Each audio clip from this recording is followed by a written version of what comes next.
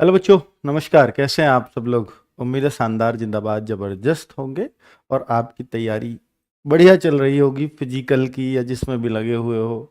या और जो बच्चे आसान्वित हैं अगली वैकेंसीज़ के लिए, वो भी किसी न किसी रूप में तैयारी में लगे होंगे।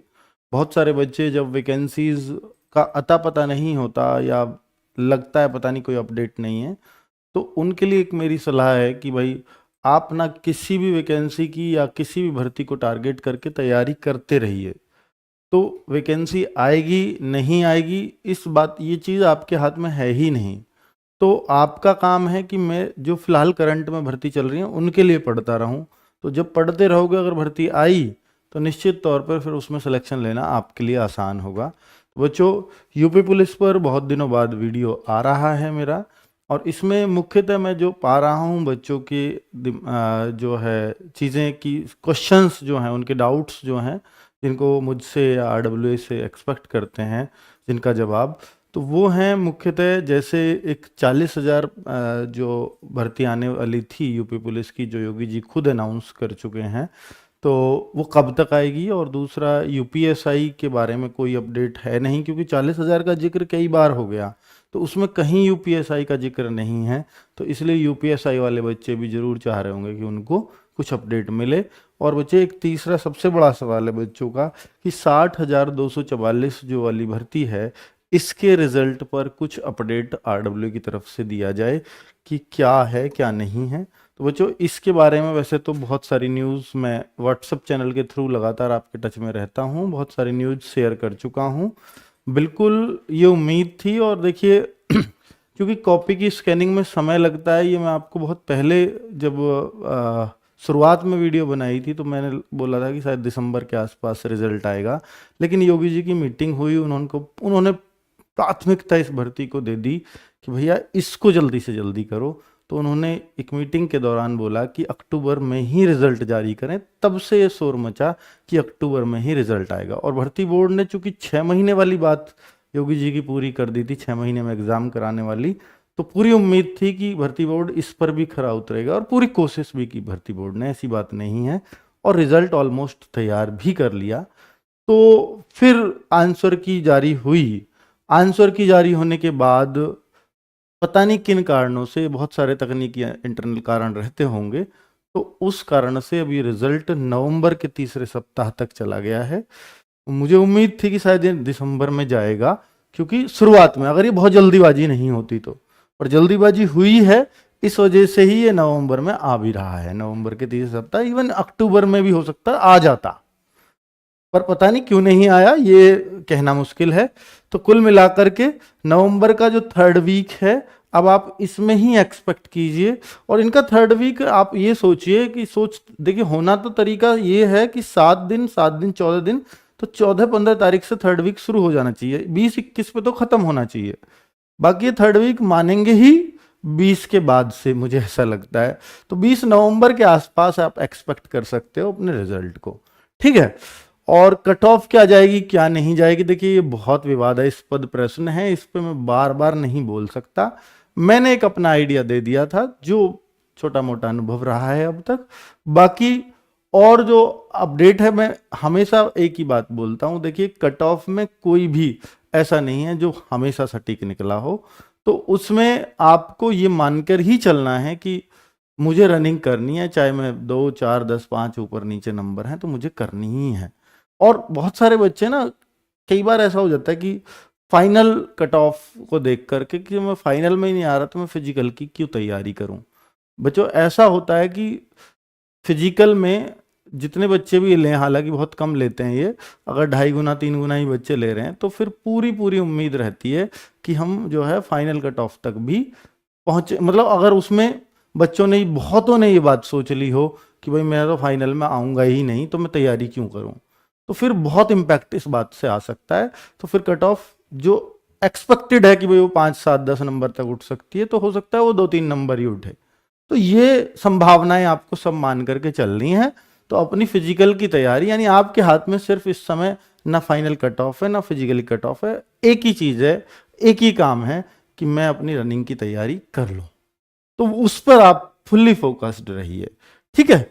चलो अंतिम कुंजी के आधार पर जारी होगा परीक्षा परिणाम। इसका मतलब यह है इस लाइन का कि अब जो अंतिम कुंजी आ चुकी है, अब इसके आधार पर ही रिजल्ट बना है। अगर आप इसमें कोई अब ऑब्जेक्शन चाहते हो तो अब कोई ऑब्जेक्शन नहीं होगा। हम जो कर सकते थे, भर्ती बोर्ड ने बोला कि हमने वो सब कुछ मान लिया है आपका, हमने अब रिजल्ट में अब कुछ भी संशोधन किसी तरह का नहीं होगा। ये ट्वीट करके भी उन्होंने जानकारी दी थी और न्यूज़पेपर में इस ट्वीट के माध्यम से ही छपा है जो भी कुछ छपा है कि नवंबर के तीसरे सप्ताह में। तो इसके तुरंत बाद यानी अगले प्रक्रम की तैयारी शुरू हो जाएंगी डीवीपीएसटी की, जो उम्मीद है कि नवंबर के लास्ट तक शुरू हो जाए। और ये नवंबर के लास्ट बच्चों, अब तक जो डीवीपीएसटी का मैं बताऊं जो रिकॉर्ड रहा है वो ऐसा रहा है कि जैसे डीवीपीएसटी बच्चे करवाया है, तो ऐसा हो सकता है एक तो कि ये 15-20 दिन चले उसके बाद से रनिंग स्टार्ट हो, ये एक प्रोसेस है। दूसरा ये है कि एक बच्चा ये अभी रनिंग करा के आया, वो सॉरी डीवीपीएसटी करा के आया और डीवीपीएसटी भी चल रही है और 4 दिन बाद इसको रनिंग की डेट भी मिल गई, तो दोनों काम पैरेलल भी चल सकते हैं।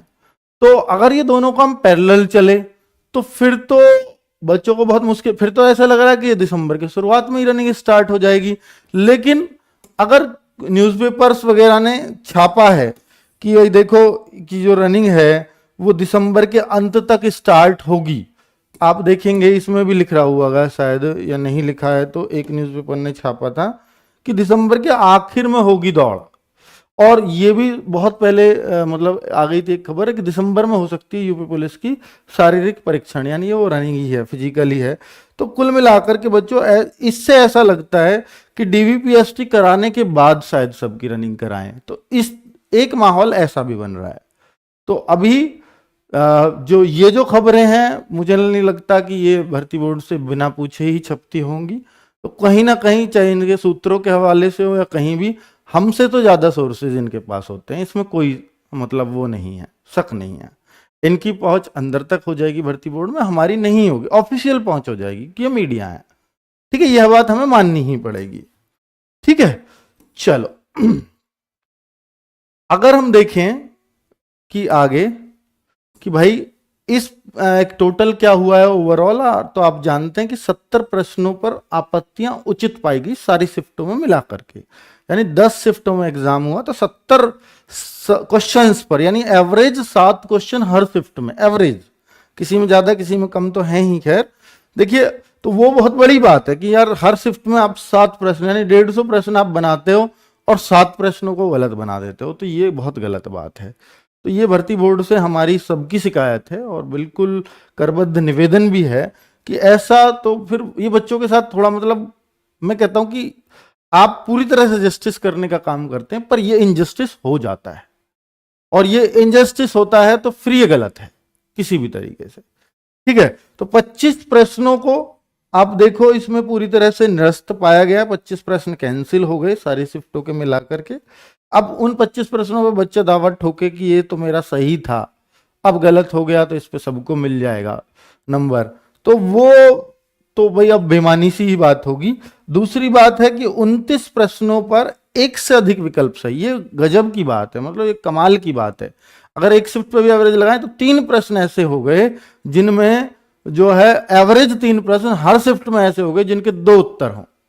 तो यार हम भी मॉक टेस्ट बनाते हैं, ऐसा तो मतलब हम लोग भी, हमसे भी नहीं होता, और इतने हम तो हर संडे ले रहे हैं, हर संडे 40-40 मॉक टेस्ट हम लोगों की टीम तैयार करती है, तो वहां भी कभी ऐसा नहीं होता होगा। तो पता नहीं ये किस तरीके से किस मानसिकता से पेपर बनाए गए, ये तो थोड़ा अब इसमें इन्होंने पता है 2 विकल्प हैं, अब यहां पर 2 रास्ते हैं बच्चों के पास। एक तो ये है कि, और इनके पास कोई बहुत ज्यादा विकल्प थे नहीं कि अब इसको ये क्या माने, अगर इनको 2 उत्तर सही मिले तो इसका मतलब ये हुआ कि इन्होंने दोनों को ही सही मान लिया। वरना क्या होता, अगर ये एक को सही मानते तो दूसरे के खिलाफ बच्चे कोर्ट में जा सकते थे, तो कोर्ट में भर्ती ना जाए, ऐसी कोई भी नहीं चाहता कि कोर्ट में भर्ती जाए। ठीक है, तो इन्होंने कहा कि दोनों पे ही नंबर दे देते हैं ताकि बच्चों में विवाद ही खत्म हो जाए। अब 2 उत्तर सही हैं, ऐसा कुछ एक बच्चों का जत्था ऐसा भी हो सकता है सर इसमें तो 2 उत्तर आ रहे हैं इसलिए मैं नहीं लगा के आया, हालांकि 2 उत्तर आ रहे हैं तो यह बताया जाता है हम टीचर्स के द्वारा हमेशा कि भैया एक पे जरूर लगा के आओ। पर अगर बच्चा फिर भी कोई ऐसा कराया कि 2 उत्तर हैं मैं नहीं लगाऊंगा, क्या पता कोई मेरा नेगेटिव में चला जाए, ऐसे चांस कम होते हैं वैसे, पर फिर भी अगर चांस बन रहे हैं तो फिर उन बच्चों के साथ ये फिर थोड़ा अन्याय हो जाता है। ठीक है, तो गलत उस सेंस में है। बाकी दोनों पे पूरा पूरा नंबर मिलेगा, यानी एक क्वेश्चन पे 2 नंबर इन पे तो मिलेंगे, पर यहां पर जो कैंसिल्ड प्रश्न है उस पे 2 नंबर नहीं मिलेंगे। इसमें हाई कोर्ट का एक केस का वो दिया है, पहले ऐसे ही दिए जाते थे। 2018 में जो इन्होंने फुल मार्क्स एफएम लिखा, एफएम मतलब फुल मार्क्स, 2-2 नंबर हर बच्चे को दिए थे। लेकिन इस बार इन्होंने हाई कोर्ट का हवाला देकर के नोटिफिकेशन में साफ लिख दिया था, और अब भी जो आया कि भैया उसके आधार पर हम जो है इन प्रश्नों को, जो देखो ये खुद इलाहाबाद की रिट याचिका ये खुद दिया है, और जो पवन कुमार का कोई केस था, तो अब ये नियम जो बनाया ये कोर्ट ने बनाया है, तो इसके खिलाफ कोर्ट में भी नहीं जाया जा सकता है, तो कोर्ट के आदेशानुसार हो रहा है। तो आपको मालूम है कि भाई ये ऐसा कोर्ट ने नियम क्यों बनवाया, इसका कारण है कि जो है कि जो बच्चा मतलब पूरे नंबर, ये केस ही इस बात के खिलाफ था कि सबको पूरे नंबर क्यों दिए जाएं, कि देखिए जो बच्चा नंबर ही 10 ला रहा है सिर्फ, तो क्या संभावना है कि ये गलत प्रश्नों को सही कर देता। तो बात तो सही है कि अगर ये 10 ही नंबर कर रहा है तो गलत प्रश्न इसके सही हो जाएंगे, इस बात की कोई गारंटी थोड़ी, तो 2 नंबर क्यों मिलने चाहिए उसको। तो जिसके जितने ज्यादा नंबर उसको 2 में से उतने ही ज्यादा नंबर यहां मिलते हैं, ये सीधा सिद्धांत ऐसा बना। ठीक है, और जैसे मान लीजिए जिसके आधे ही आ रहे हैं, 300 में से 150 नंबर आ रहे हैं, तो वहां 2 का 1 ही मिलेगा उस बच्चे को। ठीक है, तो ये जो है इन्होंने इस तरीके से बना दिया। कुल मिलाकर के ये जैसा भी है अब यही फॉर्मूला है, इसी के आधार पर बने अंक मिलेंगे। और 16 प्रश्नों को इन्होंने चेंज किया है, वो किसी शिफ्ट में क्या आएगी, किसी में 2-3 मतलब हम कहेंगे 1.5 प्रश्न लगभग हर शिफ्ट में एवरेज चेंज हुआ है, किसी में 2 किसी में 1, तो ऐसे उत्तर चेंज हुए हैं।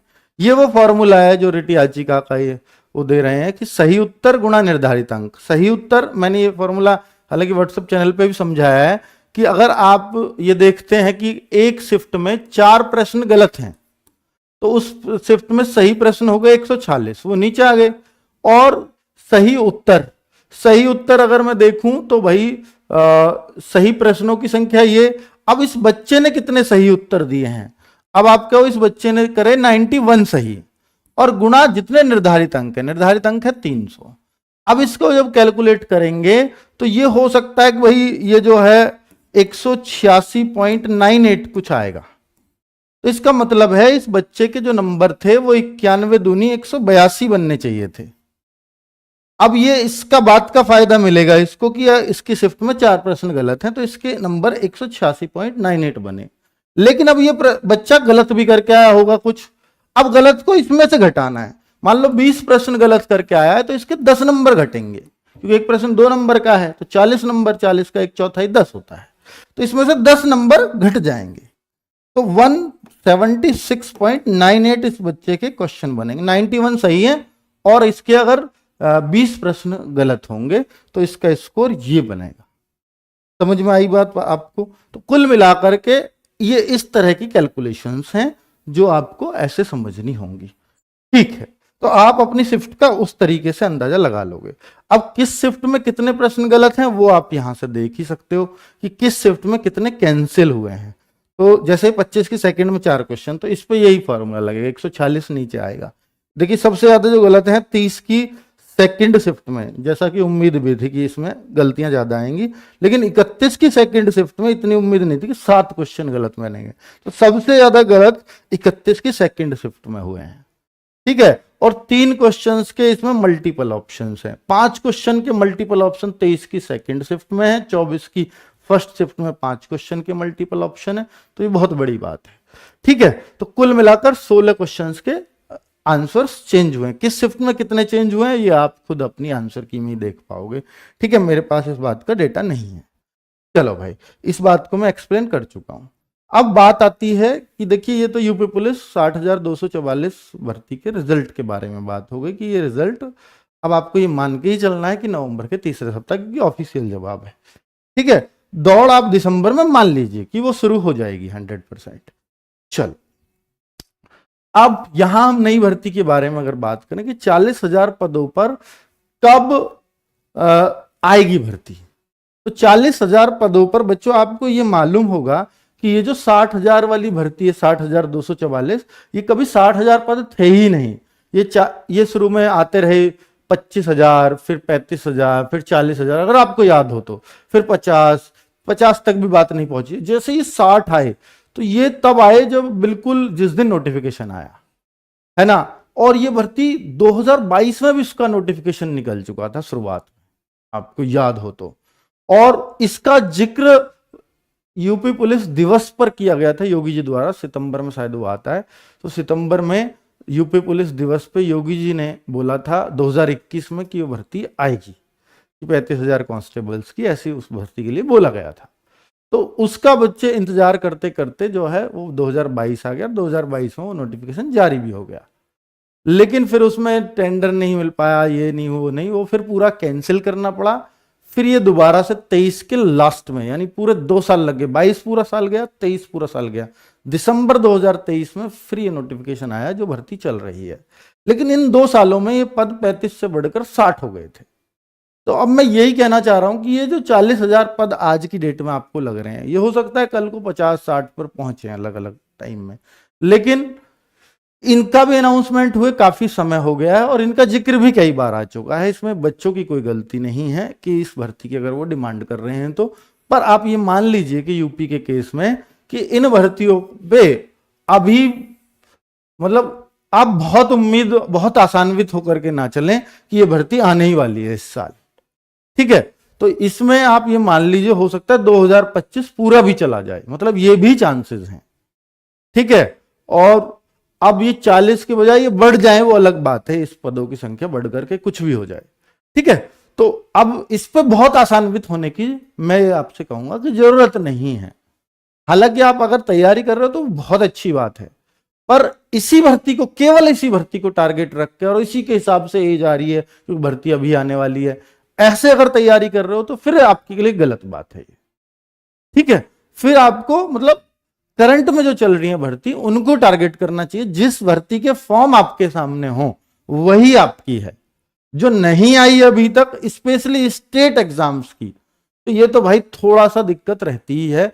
कब आएगी इस बात की गारंटी, इस बात की सूचना किसी को नहीं होती, और होती भी है तो वो सूचना अगर बाहर आ भी जाती है अखबारों के माध्यम से तो फिर उस पर कितना समय लगेगा ये कह पाना थोड़ा मुश्किल है, ठीक है। स्टेट के केस में यूपीएसआई भर्ती, अगर ये भर्तियां आती हैं, चाहे इनका जिक्र इन 40,000 में ना हुआ हो, पर ये भर्ती इनके साथ ही इनके आसपास ही आएगी और ये हो सकता है पैरेलल भर्तियां चलें, ठीक है। तो 2025 में ही कभी उम्मीद करो इनकी, और उसमें भी ये उम्मीद मत करो कि ये जनवरी या फरवरी में ही आ जाएंगी ये दोनों भर्तियां, तो इसमें समय लग सकता है, ठीक है। हालांकि यूपीएसआई की एक बार ऐसा हो गई थी कि आने ही वाली है, और जब ये जो अभी राजीव कृष्णा जी हैं भर्ती बोर्ड अध्यक्ष, इनसे पहले रेणुका मिश्रा जी थी, हालांकि जो पेपर लीक हुआ उनकी वजह से उनको हटना पड़ा, पर उन्होंने बोला था कि कैलेंडर भी बहुत जल्दी जारी होने वाला है। शायद अब उस पर काम क्यों नहीं चल रहा है, बड़ी बात यह है क्योंकि अगर कैलेंडर जारी हो जाए तो बच्चों को टारगेट फिक्स रहे बच्चों के कि भाई ये भर्ती तब आएगी, ये तब आएगी, तो उस हिसाब से बच्चा तैयारी भी कर ले। और इनको समस्या भी क्या है कैलेंडर जारी करने में, ये समझ नहीं आता, ठीक है। तो जो अगर बच्चों को कुछ आवाज भी उठानी चाहिए तो कैलेंडर जारी करने की उठानी चाहिए, इसका कैलेंडर जारी किया जाए। भर्ती बोर्ड एक कैलेंडर बनाए हर बार, जैसे रेलवे आ गया लाइन पे, इस तरह से भर्ती बोर्ड भी आए यूपी में, क्योंकि ये भी बहुत सारी वैकेंसीज की भर्तियां निकालते रहते हैं, बहुत सारी भर्तियों की मतलब इन पे है। पुलिस के अंदर जो भी भर्तियां चाहे इस साल में हो या ना हो, उसके कैलेंडर रहेगा तो बच्चे के दिमाग में पहले से ही फिक्स रहेगा। पर इनको मुझे लगता है कि राजनीतिक ज्यादा निकलती हैं भर्तियां, इलेक्शन आ रहे हैं तो बहुत अच्छी सी वैकेंसी आएंगी, नहीं आ रहे हैं तो फिर पता नहीं कब आएंगी, इसका कुछ नहीं आता पता होता। तो शायद इस वजह से कैलेंडर बनाने ना बनाने की मजबूरियां रहती हूं। चलो, तैयारी करें या ना करें, मैंने बोला कि भाई देखो तैयारी करना कभी भी बुरा नहीं होता, और ये कॉम्पिटिटिव एग्जाम्स की उम्र बहुत लिमिटेड है आप सबके पास, ओवरेज यूं ही हो जाते हैं इसमें, ठीक है। और जब हो जाते हैं तो सिर्फ पछताना रहता है। तो मैं ये कह रहा हूं कि भाई आप केवल इन भर्तियों को अगर टारगेट करके चल रहे हो तो गलत है। मैं ये कह रहा हूं जो भर्ती चल रही हैं, जिनमें आपका फॉर्म है, जिनकी डेट निश्चित है कि एग्जाम तब होना है तब होना है, उन भर्तियों की तैयारी मन से करिए, और उनमें भी तो चीजें वही पढ़ रहे हो जो इनमें आएगा। एक आध सब्जेक्ट थोड़ा इधर उधर होता है, बस उसको तब पढ़ लेंगे। तो अगर आप तैयारी कर रहे हो, इंपॉर्टेंट बात ये नहीं है कि आप किसकी तैयारी कर रहे हो, आप बस तैयारी कर रहे हो, ये इंपॉर्टेंट है। ठीक है, क्योंकि तैयारी के दौरान आप वही पढ़ रहे हो, मैथ, रीजनिंग, जीएस। अगर वो पढ़ रहे हो तो फिर सबकी तैयारी हो रही है। चलो, तो तैयारी तो जरूर करें, पर इन्हीं भर्तियों को टारगेट करके करें, ये मैं नहीं कहूंगा। 60,244 वाले बच्चे रनिंग जरूर करते रहें। मैंने इस बात का जवाब वीडियो के शुरू में भी दिया है कि देखिए, कट ऑफ एक एक्सपेक्टेशंस हैं। अभी हो सकता है जब आप शुरुआत में हमें अपने मार्क्स गूगल फॉर्म के थ्रू भेज रहे हो तब कुछ और हो, और अब फाइनल आंसर की आने के बाद अब कुछ और हो गए हो मार्क्स। ये भी प्रबल संभावनाएं हैं, घटे भी हों, किसी के बड़े भी हों, वो अलग बातें हैं। तो पर ये दिख रहा होगा आपको असर कि हमारे मार्क्स तो इतने कम हो गए, और ज्यादातर बच्चे यही शिकायत कर रहे हैं, सर मार्क्स कम हो गए हैं। ठीक है, तो फिर ऑब्वियसली बात है कि जो एक्सपेक्टेड कट ऑफ है वो आपके मार्क्स के हिसाब से बताई गई थी, और वो अभी बोर्ड ने तो दिए नहीं है, तो वो आपके ही अंदाजे हैं, या आप ही ने जैसे कैलकुलेट करके हमें भेजे हैं वो उस हिसाब से है। ठीक है, तो आप संभावना ये रखिए कि अगर आप फिजिकल कट ऑफ में आ रहे हैं, या फिजिकल कट ऑफ से और 2-4-5 नंबर नीचे भी हैं, तो आप दौड़ करिए अपनी। ठीक है, क्योंकि अंदाजा ही है सबका। मैं उस टाइम पे भी यही बोला था, अब भी यही बोल रहा हूं। चल, 40,000 भर्तियों की खबर ये थी, और 40,000 किस किस में वो पद थे, कैसे कैसे इन्होंने दिया। तो पीएससी में इसमें सबसे ज्यादा पद देखने को मिलेंगे 18,000, जिसमें एसआई के भी 6,000 पदों की बात है। तो 40,000 उस तरह से बनी थी। फायरमैन भी है इसमें, जेल वार्डर भी है, और इनकी संख्या बढ़ेगी निश्चित तौर पर। महिला बटालियन भी बनाने की बात हुई है। तो सब बातें जो है ये निरर्थक नहीं है, ये चली हैं, और ये कब होंगी इस बात को कहना थोड़ा मुश्किल है। लेकिन अब मैं यूपीएसआई वाले बच्चों के लिए कह देता हूं, क्योंकि देखिए हम इन बच्चों के लिए तब से कुछ ना कुछ कर रहे हैं, और मैं चाहता हूं कि ये बच्चे भी तैयारी से जुड़े रहें, थोड़े जुड़े, पर ये भर्ती को से जुड़े रहें। तो इस वजह से मैंने एक सीरीज शुरू कर रहा हूं। देखो, मैंने मूल विधि भी आपको पूरी यूट्यूब पे करवाई है राम सर के द्वारा। तो अब हम इसमें एक सीरीज शुरू करने जा रहे हैं कि जैसे बहुत ज्यादा समय नहीं लेंगे, क्योंकि ऐसा नहीं है कि मैं 5-6 क्लास आपकी रोज शुरू करा दूं, तो इतना भी नजदीक नहीं है एग्जाम, और ना भर्ती है सामने। तो मैं आपसे कह रहा हूं कि आप एक क्लास डेली, जैसे मंडे हम पॉलिटी पढ़ेंगे 2 घंटे, और ये शाम को 7 बजे से टाइम होगा, 7 से 10, 2 घंटे 3 घंटे की क्लास होगी।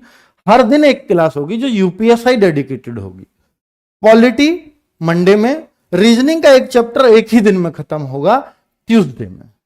ठीक है, हर ट्यूसडे रीजनिंग की क्लास होगी, हर मंडे पॉलिटी की क्लास होगी। और ये इंपॉर्टेंट विषय ही चुने हैं, क्योंकि जीएस में अगर हिस्ट्री चुने तो पता लगी वो एक ही नंबर की आ रही है, तो वो नहीं चुन सकते जीएस के सब्जेक्ट्स को। इसलिए मूल विधि, ये इसके 8 क्वेश्चन फिक्स है, पॉलिटी के 16 क्वेश्चन फिक्स हैं। तो इसलिए मूल विधि की एक क्लास वेडनेसडे में शाम को 7 बजे रहेगी। ठीक है, हिंदी की थर्सडे, और मूल विधि में हम चाहेंगे कि एक एक्ट पूरा जो है एक में हो जाए, जैसे दहेज वाला एक्ट है तो वो एक ही वीडियो में खत्म हो जाए। तो जितने भी एक्ट हैं वो इसी दौरान आपके खत्म हो जाएंगे।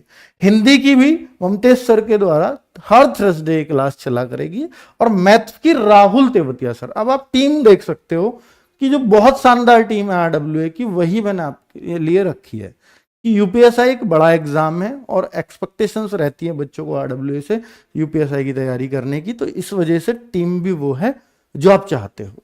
ठीक है, तो मैथ्स राहुल तेवतिया सर द्वारा 11 तारीख से क्लास स्टार्ट है, मंडे से, क्योंकि मंडे अब 11 को ही आएगा।